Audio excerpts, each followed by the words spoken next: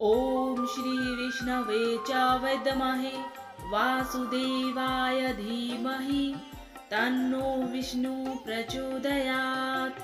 हरिओम नमो नारायण। प्रत्येक वर्ष मार्गशीर्ष मास के कृष्ण पक्ष की एकादशी तिथि को उत्पन्ना एकादशी का व्रत किया जाता है। श्री कृष्ण का प्रिय महीना मार्गशीर्ष 26 दिसंबर तक रहेगा। इस दौरान कई व्रत और त्योहार आएंगे जो भगवान श्री हरि नारायण को समर्पित है। इन्हीं में से एक है मार्गशीर्ष मास की उत्पन्ना एकादशी। इस वर्ष 8 दिसंबर को शुक्रवार को उत्पन्ना एकादशी का व्रत रखा जाएगा। इस दिन भगवान विष्णु और माता एकादशी की पूजा की जाती है। इसे उत्पन्ना एकादशी इसलिए कहते हैं क्योंकि इसी दिन एकादशी माता की उत्पत्ति भगवान विष्णु द्वारा हुई थी। श्री हरि नारायण ने ही इन्हें एकादशी नाम दिया और प्रत्येक व्रतों में माता एकादशी को श्रेष्ठ होने का वरदान भी दिया। इसके बाद से ही एकादशी का व्रत रखा जाने लगा। साथ ही एकादशी पर भगवान विष्णु जी की पूजा की जाने लगी। इस व्रत के प्रताप से व्यक्ति समस्त सांसारिक सुख भोग कर मोक्ष को प्राप्त होता है। उसके सारे कष्ट मिट जाते हैं। जो लोग एकादशी का व्रत आरंभ करना चाहते हैं उनके लिए उत्पन्ना एकादशी बहुत पुण्य फलदायी होती है। इस साल उत्पन्ना एकादशी व्रत की डेट को लेकर कंफ्यूजन बना है। चलिए अब जानते हैं कि उत्पन्ना एकादशी की सही तारीख, शुभ मुहूर्त, पूजा विधि और कुछ उपायों के बारे में। उत्पन्ना एकादशी साल 2023 में व्रत कब रखा जाएगा और पूजा का शुभ मुहूर्त क्या होगा। प्रत्येक वर्ष 24 एकादशी होती है जिसमें उत्पन्ना एकादशी सबसे महत्वपूर्ण होती है। 8 दिसंबर शुक्रवार को सुबह 5:06 पर एकादशी तिथि की शुरुआत होगी। शनिवार यानी कि 9 दिसंबर को 6:31 पर समाप्त हो जाएगी। ब्रह्म मुहूर्त में एकादशी तिथि के आरंभ होने की वजह से 8 दिसंबर को भी व्रत रखा जाएगा। जब एकादशी तिथि 2 दिन पड़ रही हो तो ऐसे में गृहस्थ जीवन वालों को पहले दिन एकादशी व्रत करना चाहिए। तो 8 दिसंबर को गृहस्थ जीवन वाले व्रत रखेंगे और वहीं 9 दिसंबर को वैष्णव संप्रदाय के लोग उत्पन्ना एकादशी का व्रत करेंगे। वैष्णव संप्रदाय की पूजा पाठ के नियम अलग होते हैं। दूजी एकादशी यानी कि वैष्णव एकादशी के दिन सन्यासियों संतों को एकादशी का व्रत करना चाहिए, लेकिन इस दिन द्वादशी युक्त एकादशी है तो गृहस्थ भी 9 तारीख को ही व्रत रख सकते हैं, क्योंकि 8 तारीख को जो एकादशी का व्रत रखा जाएगा उसका पारण 9 दिसंबर को दोपहर 1:15 से 3:20 के बीच ही किया जा सकेगा, क्योंकि इससे पहले सुबह के समय में कोई शुभ मुहूर्त नहीं है। इससे पहले हरिवासर रहेगा और नियमों के हिसाब से हरिवासर में एकादशी के व्रत का पारण नहीं किया जाता है। तो 9 दिसंबर को सुबह 6:31 तक एकादशी तिथि रहेगी। 9 दिसंबर को ही द्वादशी युक्त एकादशी है और द्वादशी तिथि का समापन 10 दिसंबर को सुबह 7:13 पर होगा और व्रत का पारण भी 10 दिसंबर को सुबह 7:02 से 7:13 के बीच कर सकते हैं। तो उस हिसाब से 9 दिसंबर शनिवार को एकादशी व्रत रखना सभी गृहस्थ और वैष्णव संप्रदाय के लिए उत्तम रहेगा और आप सभी लोगों को भी 9 दिसंबर को ही एकादशी का व्रत रखना चाहिए। साल 2023 में उत्पन्ना एकादशी व्रत के पारण का समय क्या रहेगा। गृहस्थ जीवन वाले यानी कि जो लोग 8 दिसंबर को उत्पन्ना एकादशी का व्रत कर रहे हैं वो 9 दिसंबर को दोपहर 1:15 से 3:20 के बीच ही व्रत का पारण कर ले। वही वैष्णव संप्रदाय के लोग 10 दिसंबर यानी कि जो 9 तारीख को व्रत रखेंगे वो सुबह 7:02 से 7:13 के बीच ही अपने व्रत का पारण कर सकते हैं। उत्पन्ना एकादशी की पूजा विधि। एकादशी व्रत रखने वाले व्यक्ति को एक दिन पूर्व यानी कि 10वीं की रात्रि में भी भोजन नहीं करना चाहिए।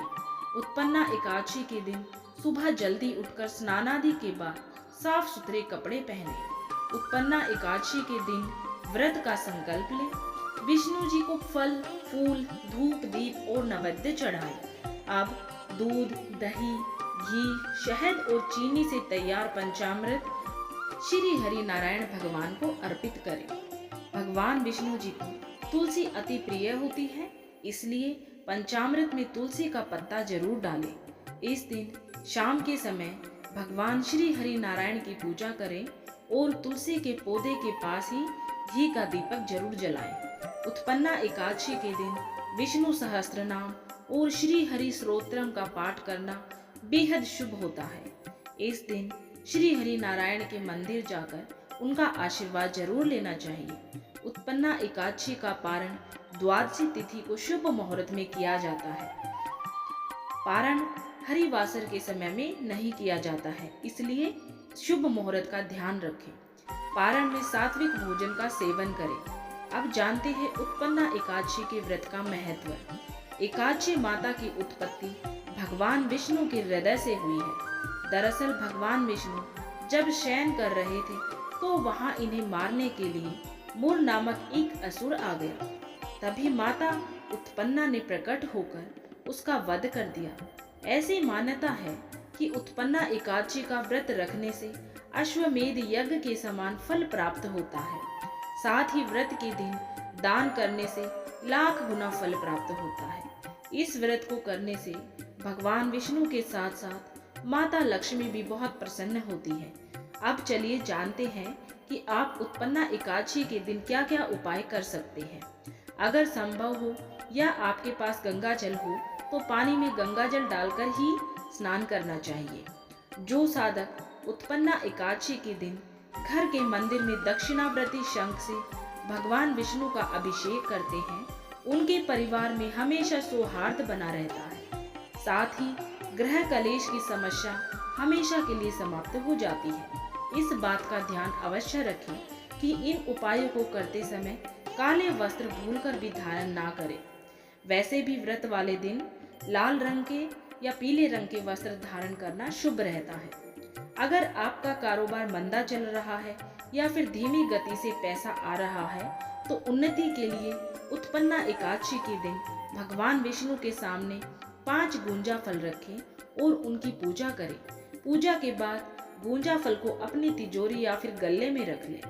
भगवान विष्णु जी और माता लक्ष्मी जी का आशीर्वाद प्राप्त करना चाहते हैं तो एकादशी के दिन शाम के समय तुलसी के पौधे के समक्ष घी का दीपक जरूर जलाएं और इसके साथ ही ओम नमो भगवते वासुदेवाय नमः मंत्र का जाप जरूर करें। उसके बाद तुलसी माता की 11 परिक्रमा करें। इस साधारण से उपाय से आप श्री हरि नारायण और माता लक्ष्मी जी की कृपा प्राप्त कर सकते हैं। उत्पन्ना एकादशी के दिन भगवान विष्णु जी और माता लक्ष्मी जी को पीले फूल अर्पित करने। इस उपाय को करने से व्यापार में तरक्की मिलती है। इसके अलावा अगर आप जगत की पालनहार भगवान श्री हरि नारायण जी को ऋतुफल अर्पित करते हैं तो इससे स्वास्थ्य से जुड़ी हुई परेशानियां भी दूर हो जाती है। उत्पन्ना एकादशी पर भगवान विष्णु जी के सामने 9 मुखी दीपक के साथ एक अखंड ज्योति जलाएं। इससे नौकरी में आ रही सभी प्रकार की समस्याएं दूर हो जाती हैं।